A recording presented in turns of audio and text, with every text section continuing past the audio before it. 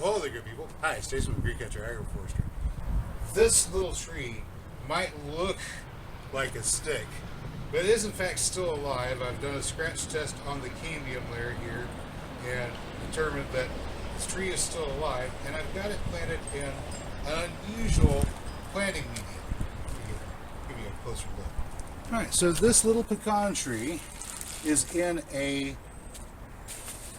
sandbag.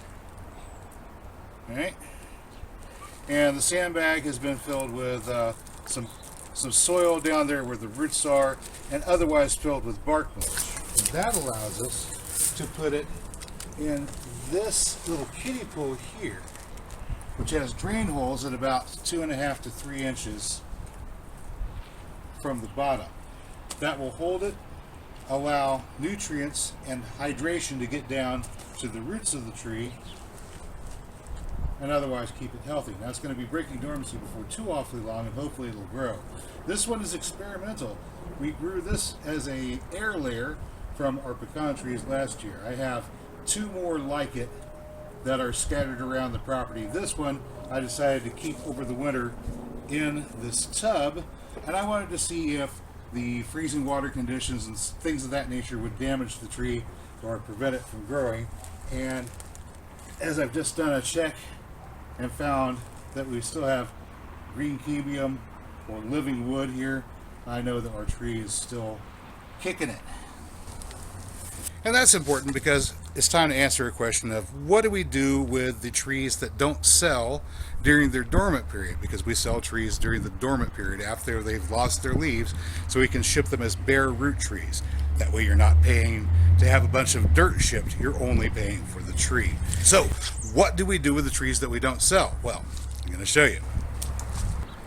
Of course, air laying a pecan tree is just a personal pet project of mine. The ones that we grow and sell start out as seedlings, like the ones we're about to dig out right here. Where's my shadow? We marked these with orange tape whenever they still had leaves on it, so we can come back now while they're dormant and get them out of the soil without shocking them. The long blade goes down deep, allows me to get underneath the bottom of that taproot.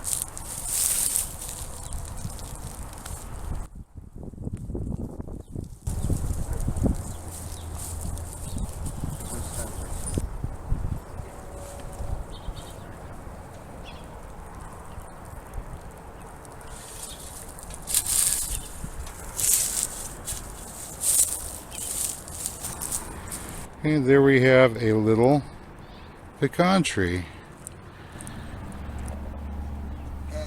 Real quick before I get started, if you hear sort of a screeching noise coming from behind me somewhere, just want to pan the camera up and over my shoulder so you can see what that noise is, and then we'll get back to business. Look up there.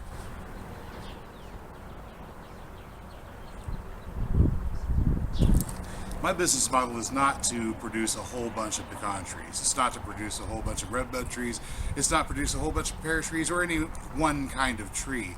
Preferentially, I'd like to allow the nuts to fall or the fruits to fall and the seeds to germinate in the soil and grow up with their own parent trees as their nursery, and then extract them from that environment in a time that's not damaging to the tree, and send them on to you people out there. And that way I'll have a few pecan trees every year, and a few redbud trees every year, and a few hazelnut trees, as the case may be. I have quite a few this year that I need to extract.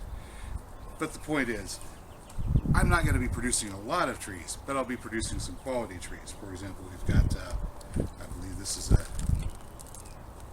a nice pecan here that we're going to have to do something with. Now, whenever I'm marking these trees in the fall or just before the fall arrives, while they still have the leaves on them and I can easily identify which one is which, I use plastic marking tape, and I've been using orange. All right, so we're going to change up how we do our marking. All right, I'm still going to use this orange for the pecan trees because that's what we've been using, but just to get by this year, since I only have the orange colored tape, we're going to be marking what each one is before I transfer it over to these sandbags. So this one's going to be pecan.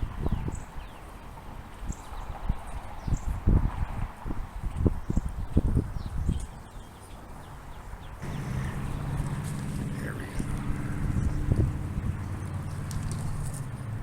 Alright, I think I'm going to start with this one because it may be the most challenging. You notice it has a very, very, very long taproot, and I'm going to put it into one of these bags. First, we're going to mark it by tying it off. I'm going to just put this in the tube for a moment. The tube will make sense in just a moment. Okay, so you see it here? I'm holding it with my knees, but I just want to tie this little piece off here at the top, so I will know when I come to look at it that this little tree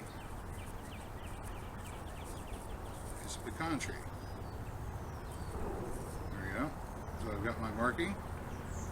I know it's a pecan tree, and this is what the tube is for. Alright. Okay, so we're going to start out with this, a basic sandbag stitched at the bottom, the kind of thing that you would use to, well, build a fort or stop a river from overflowing its banks. And it's nice permeable cloth so water can get in,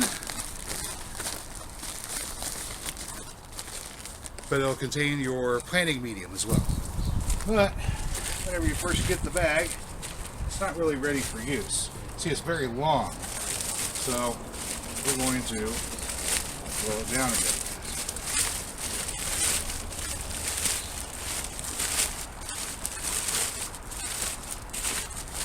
To about that long, or that big. There we go.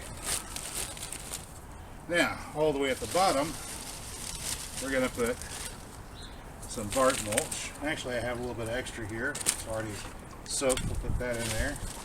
I could also throw biochar, charged biochar in there. I don't happen to have any ready to go right now, so we're just going to put this in. And now we've got sort of a floor that we've made at the bottom with that bark, which has no nutrient value whatsoever, but it is very well draining. We got our pecan tree labeled pecan. I'm going to go ahead and run that up in there. Notice that massive root system, lots and lots of good roots. We're just going to try to not lose too much of it going up into this tube. Alright. And the reason for that is we want to establish where our first roots are, right there. Okay. And here's the rest of our feeder roots here. And then we just take our potting mix, put that down in there.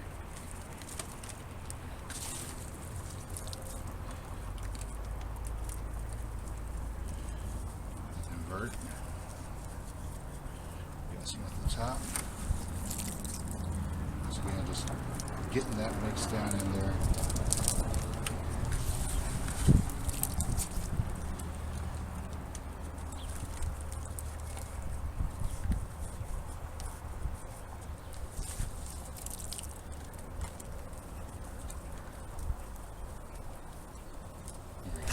Alright, now onto our bag. I've already put wood chips at the bottom.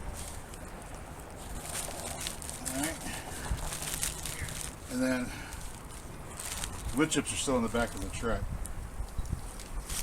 Since I have some bark mulch, I'm going to use it.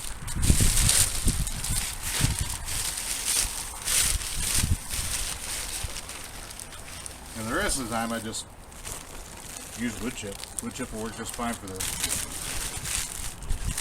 Since we're using this sandbag, I can roll the sides up or down depending on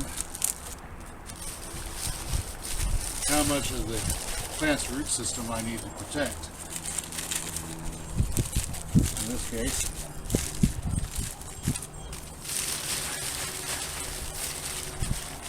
it's about foot. That's a good healthy root system. We want to keep that. So this is the way we do it. Alright. Now, for the fun part, we're going to remove the tube. Which means I've got to this way.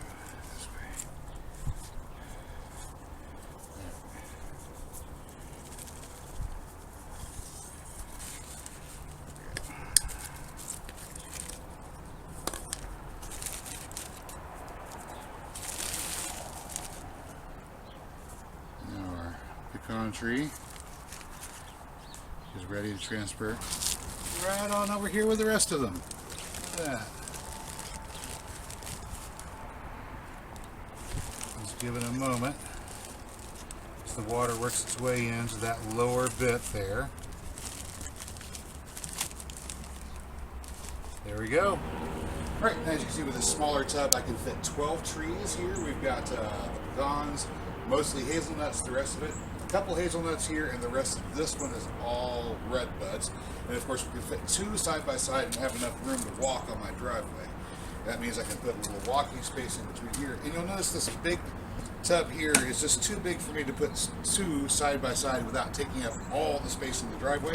But it makes a good spot for staging things like the daylilies that I've got getting ready to ship today. I'm sorry for the people that had the orders coming in. I had to wait until Monday to get everything shipped, and I know you guys were waiting on a video coming out on Sunday. I'd really like to have them on Sundays, but at the moment,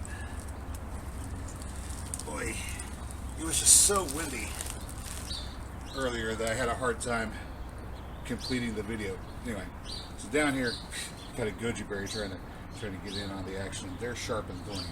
So down here is the spot that I've got for rinsing off the excess soil from these daylilies, which we will be shipping out later on today. It's supposed to be a pack of 4. I think that shouldn't be too much of a problem. Once the soil's loosened, we can get the plants separated a little bit more easily. There we go. And we're going to be putting 4, maybe a couple more in each package.